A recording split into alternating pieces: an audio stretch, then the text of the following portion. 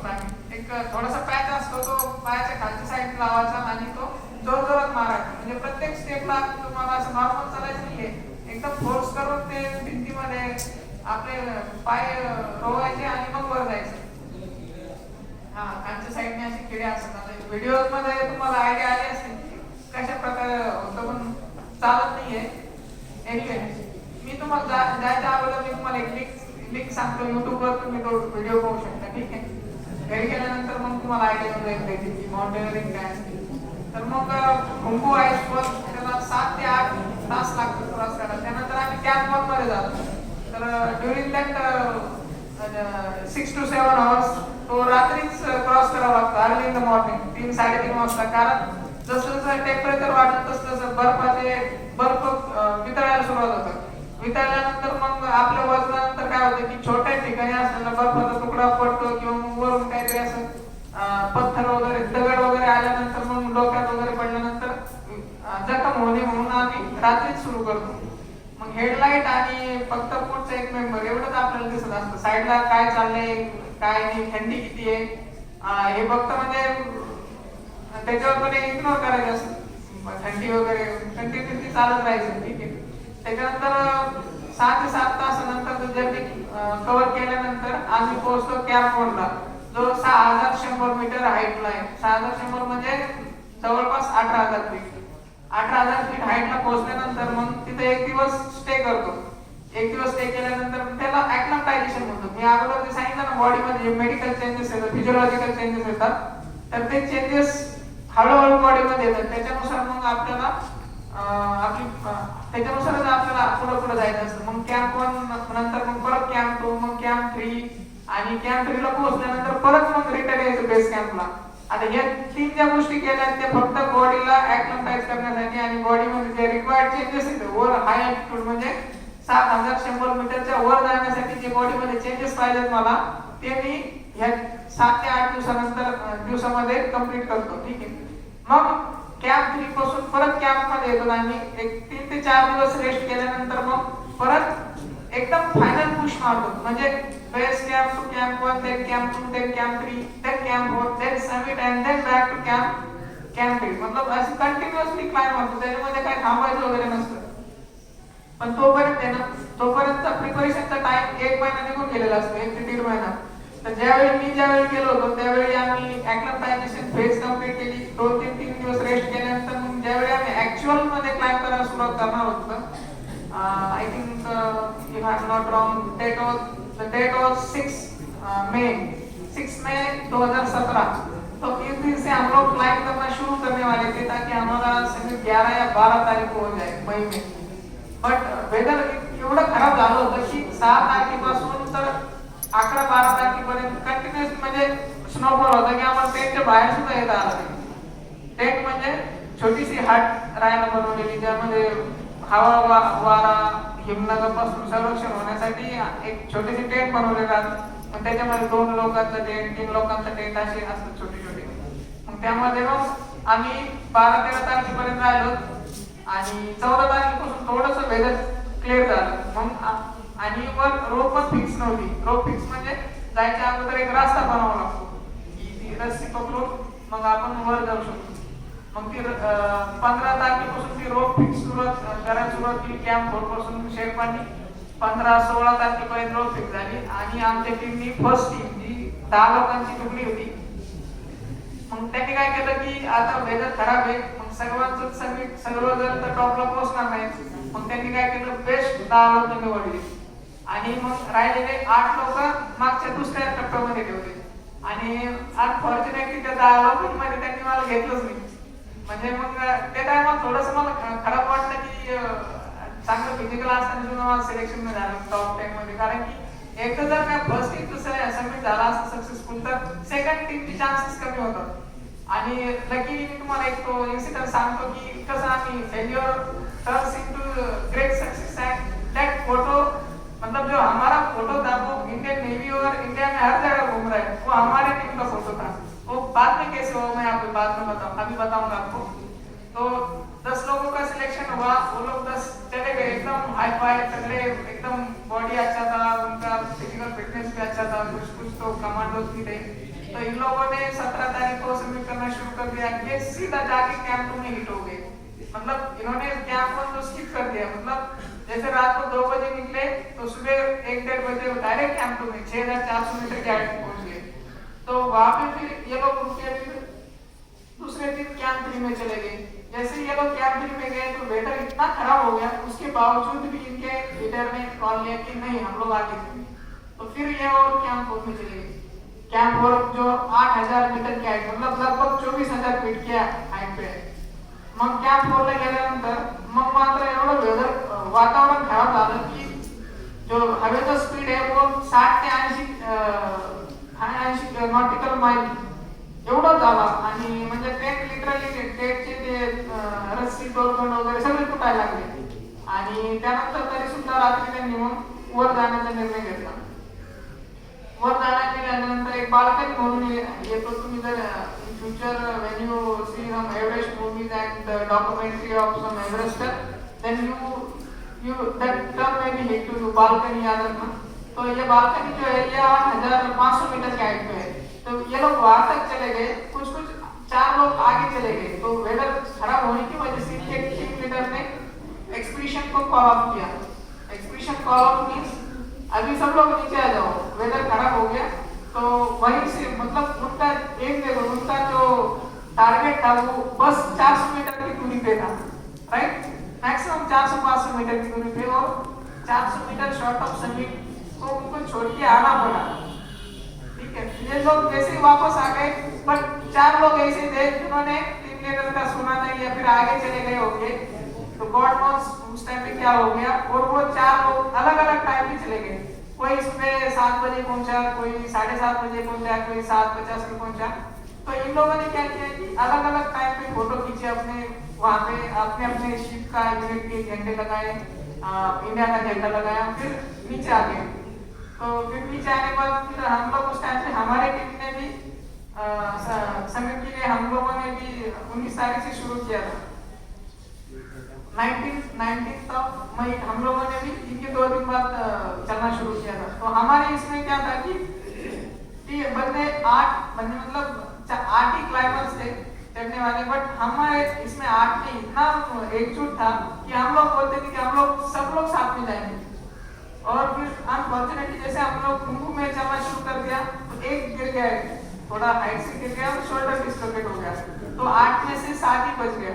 तो थोड़ा सा मतलब अभी शोल्डर ही डिस्लोकेट हो गया तो आगे नहीं जा सकता ना, मरने से ऐसे वापस आ जाए। तो फिर वो वहां से उनको वापस भेज दिया।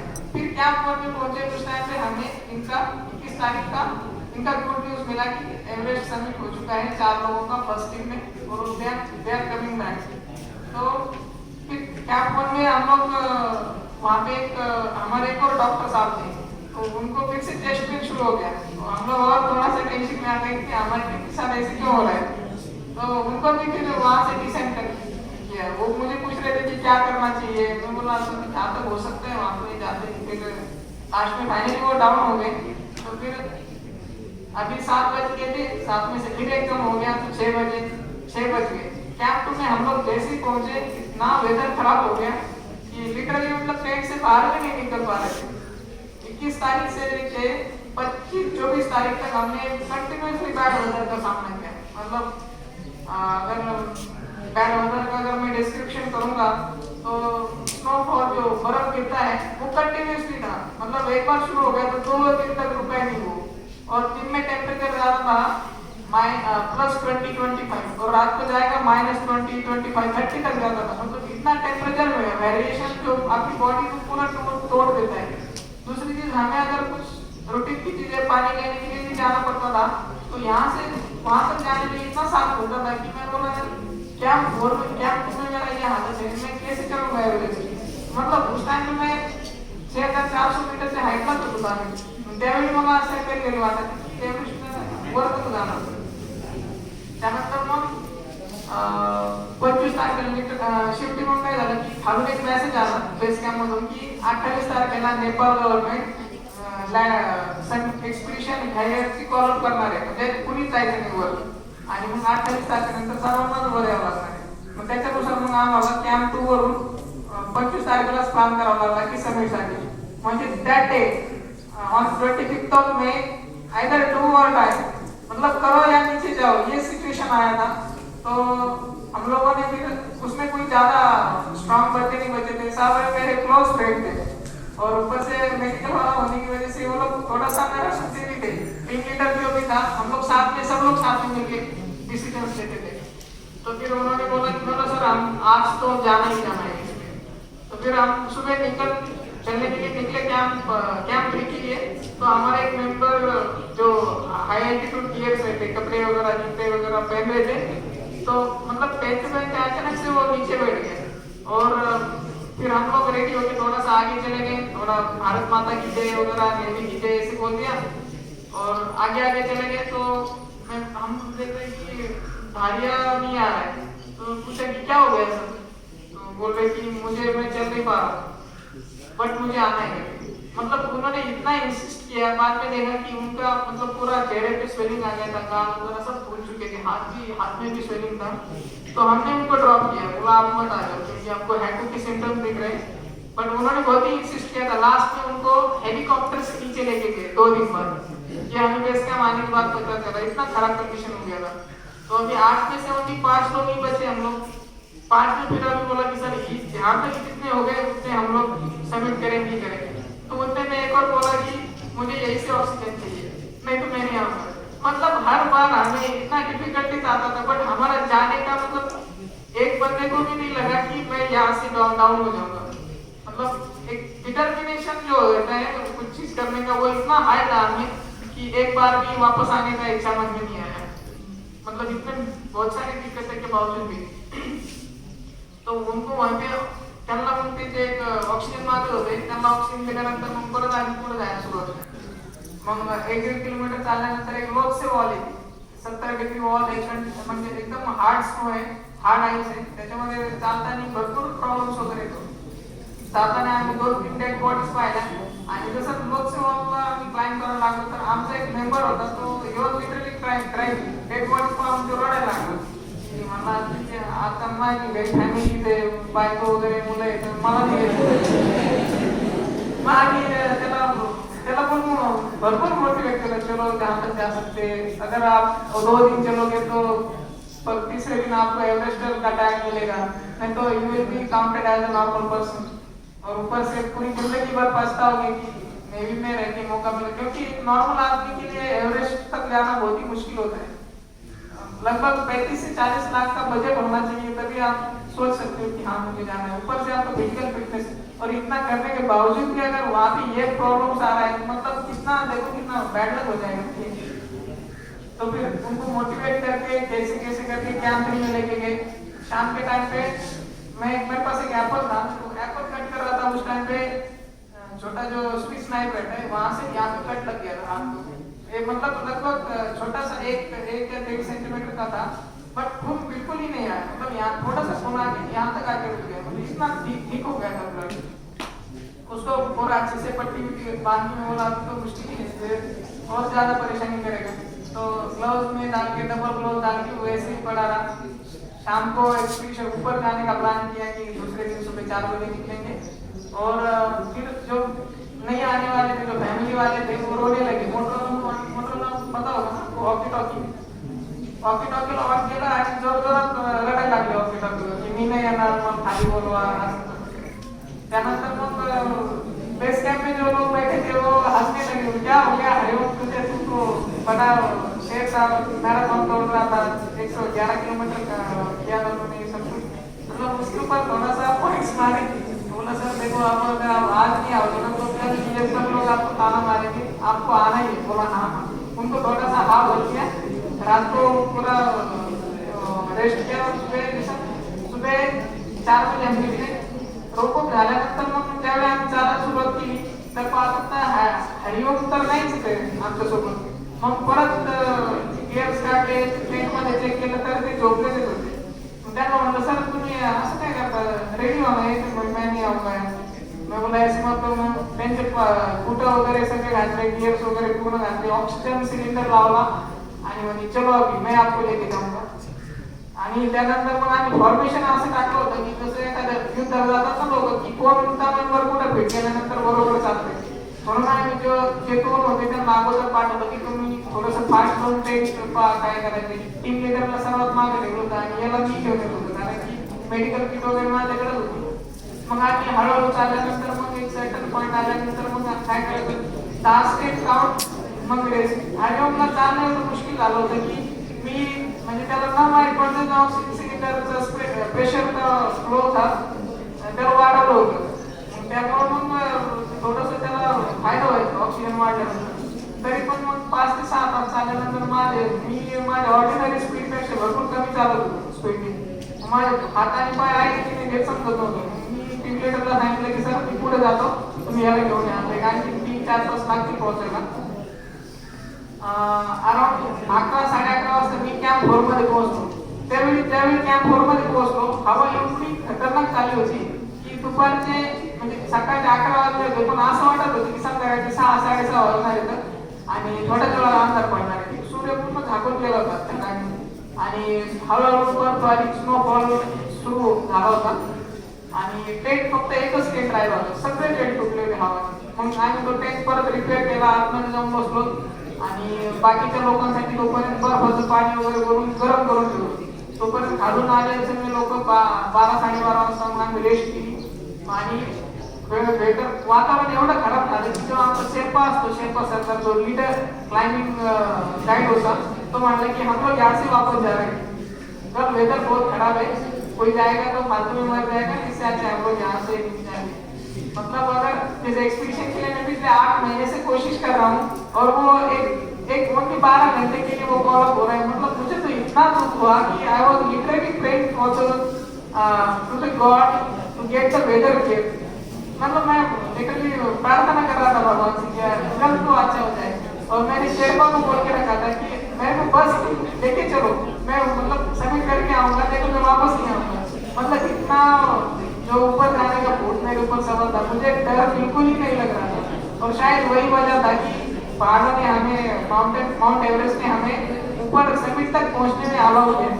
जैसे पहाड़ों में ऐसे बोला जाता है कि पहाड़ उसी को अलाउ करता है जिसके अंदर विल पावर और डिटरमिनेशन होता है ऊपर आने का.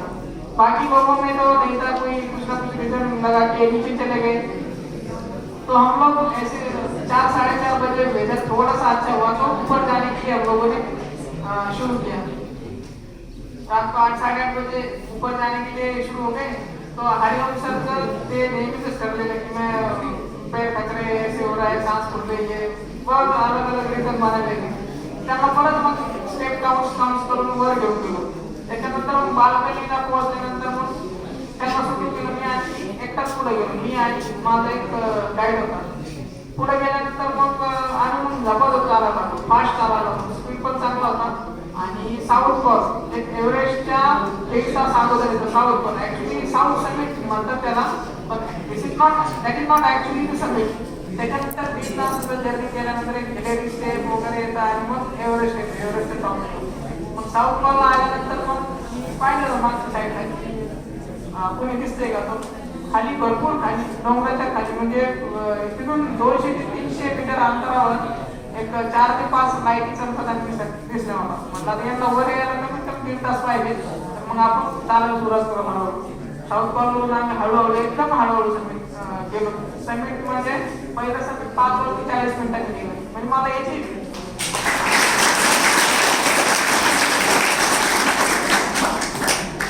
समिट पहिलं झाला 5 ते 40 मिनिटांनी झालं. मला एक भीती वाटत होती की मी सूर्योदय व्हायच्या अगोदर पोहोचलं तर मग प्रॉब्लेम होईल कारण भेटत नाही ना. मग त्यामुळे आम्ही हळूहळू चालू होतो. तरी पण 5:40 ला पोहोचलो. म्हणजे आमचा एक्सपेक्टेड टाइम था समिटचा 5 वाजल्यापासूनच होता आणि वेदर खराब असल्यामुळं सूर्योदय झाला होता तो सूर्यकिरण करेक्टली येत नव्हते म्हणजे जास्त उजाला नाही निघत होता. मग फर्स्ट समिट 5 वाजून 40 मिनिटांनी केल्यानंतर फोटोग्राफी वगैरे केली आम्ही शेरपानी आणि मी. मोबाईल तर एवढ्या वेळा स्विच ऑफ झाला कमीत कमी 7 ते 8 वेळा मोबाईल स्विच ऑफ झाला. आणि जसं करून फोटोग्राफी करून मग खाली आलो. तर साऊथ कॉलच्या अगोदर आल्यानंतर मग मला आमची टीम भेटली. मग ती एकदम खराब सिच्युएशन मध्ये होते. टीम लिडर वगैरे पूर्ण चेहऱ्यावर ते बर्फाचे कण वगैरे लावून पूर्ण आईस झालेला. आणि मग मी शेफला टीम लीडरला सांगितलं की सर मेरा सबमिट हो गया है, अब मैं नीचे जा रहा हूँ. तो मग टीम लीडर म्हणे तेरा सबमिट हो गया. हाँ सर. तो यार तो बोल रहा था कि we'll show the best teamwork, best example of teamwork. We all go together. हम सब साथ में जाएंगे, सब साथ में झंडा फहराएंगे और अकेले जाके सबमिट करते हैं. तो मतलब वो थोड़ा सा 2-3 लाइन बोला, उसमें मैं समझ गया कि उसको एक्चुअली में क्या बोलना है. और इनफैक्ट मैं बेस कैंप में और कैंप वन में यही बोलता था कि हम लोग सब साथ में जाएंगे और सब एक साथ सबमिट करेंगे. तो फिर उतना बोल के आगे चला गया. मतलब उसका भी उतना अच्छा कंडीशन नहीं था कि अच्छे से रिस्पॉन्स करे वगैरह. तो आगे चला गया. फिर वो बात मेरे को बहुत ही अंदर तक छुपा हो. मैं बोला यार मुझे जाना चाहिए उनके साथ फिर वापस. फिर मैंने मेरे शेरपा जो मेरा गाइड था उसको बोला कि चलो वापस चलते उनके साथ. बोला नहीं ऐसे भी नहीं करता है, एक बार सबमिट हो गया, ऑक्सीजन लिमिटेड है, खत्म हो जाएगा तो बात तुम्हें मर जाओगे यहाँ पे, तो चलो वापस चलते हैं, नीचे जाएंगे. मैं बोला नहीं आपको नहीं आना है तो आप इधर ही रुकना, मेरा वेट करना. मेरा एक ऑक्सीजन सिलेंडर जो भरा हुआ था वो उनके पास था. तो फिर मैं पीछे यू टर्न लिया और फिर अगेन ऊपर एवरेस्ट की तरफ चल पड़ा. 10-15 मिनट बाद टीम लीडर को क्रॉस किया, उसको बताया सर चलो साथ में चलते हैं. फिर आगे जाके हमारे और 2 मेंबर बैठे थे. तो मैं बोला चलो जल्दी चलो, थोड़ा बचा है बस 15-20 मिनट का है. तो उनको बहुत अच्छा लगा कि मैं फिर से वापस आ रहा हूँ उनके लिए. तो फिर हम लोग धीरे धीरे करके फिर हमारा सेकंड सबमिट हुआ था 8:10 पे. तो 8:10 पे इंडियन नेवी के जो 5 लोग गए थे वो सारे के सारे एवरेस्ट के टॉप पे थे. फिर वहां पे हम लोगों ने फोटोग्राफी वगैरह किया और दैट वाज द पॉइंट. वही जो फोटो है वो इंडियन नेवी के सारे फेसबुक पेज पे, हर एक ऑफिस में, एक कैलेंडर पे, किसी के उस साल के ऑफिस में, हर जगह पे वो वही फोटो था हमारा. तो फिर वहां पे फिर वापस आने के बाद जब मैं जहाँ पे मैंने शेरपा मेरे गाइड को छोड़ा था वहां पे देखा तो वो था ही नहीं उधर. मैं फिर बहुत डर गया. मैं बोला अभी तो ऑक्सीजन रात को 2 बजे चेंज किया है तो देखता हूँ प्रेशर कितना है. तो प्रेशर देखा ऑक्सीजन सिलेंडर का तो ओनली 5 था, 50 बार था. फिर मैं बोला अभी ये तो हार्डली 1 घंटे तक चलेगा मुझे. तो फिर मेरा 3 बार प्रेशर चल रहा, 3 पे चल रहा था तो उसको मैंने 1.5 कर दिया, बहुत ही कम कर दिया. अभी मेरा ऑक्सीजन का फ्लो हो गया कम, चलने का स्पीड हो गया ज्यादा. मैंने मेरे 2 लोगों को बताया, दोस्त को बताया था जो मेरे साथ थे. मैं बोला बस आप लोग मेरे साथ चलना ताकि आपको पता चलेगा कि लास्ट यहाँ तक आया था. इनकेस अगर मैं नहीं पहुंचा तो यहाँ से आप मेरे को रेस्क्यू कर सकते हो. जैसे तो जिंदा है मरा हुआ है एटलीस्ट बॉडी घर पे जा सकता है, ये तक मैंने बताया था. फिर बट वो लोग अपने स्पीड में चलते गए. मैं नीचे गया. फिर साउथ कॉल पे थोड़ा सा आगे जाने के बाद एक बंदा पहाड़ी की मतलब एक पत्थर काट लेते हुए दिखाई दिया. तो मैं बोल रहा था कि लिटरली ये मेरा काश मेरा शेरपा हो. ऐसे देखा उसको पीछे पीठ के ऊपर हाथ रख के ऐसे थोड़ा सा पूछा उसको. फिर वो टर्न किया तो वो मेरा शेरपा ही था. फिर मैंने बोला ऑक्सीजन चेक करो कितना है. तो उसमें ओनली 5 बार ऑक्सीजन था. मतलब नेक्स्ट अगर 10 मिनट नहीं मिलता तो मैं नहीं आता नीचे. इतना तक ये सिचुएशन हुआ था. फिर ऑक्सीजन चेंज किया तो ऑक्सीजन का वेट बढ़ गया, 5-6 kg ज्यादा वेट हो गया. और इतना आधा घंटा चलने का जो एक्सर्शन था उससे बॉडी ज्यादा थक गया और डर भी लग गया. तो फिर मैं जैसे आगे जाने लगा तो मुझे हेलुसिनेशन होता था, जो अभी सर ने बताया ना पागल से हरकतें करना, तो ऐसे होता था. मुझे कुछ और ही जगह से लोग जाते हुए दिखाई देते थे. मतलब उस तरफ से जा रहे, मैं बोलता था इस तरफ से जा रहे, मतलब ये रूट ही नहीं था, ये कैसे रूट बन गया. ये लोग प्रैक्टिस कर रहे थे ऊपर चढ़ने का. पर अगर प्रैक्टिस है तो ये डेड जोन में, मतलब डेड जोन मतलब जहाँ पे लोग मरते हैं उस एरिया में क्यों कर रहे हैं प्रैक्टिस.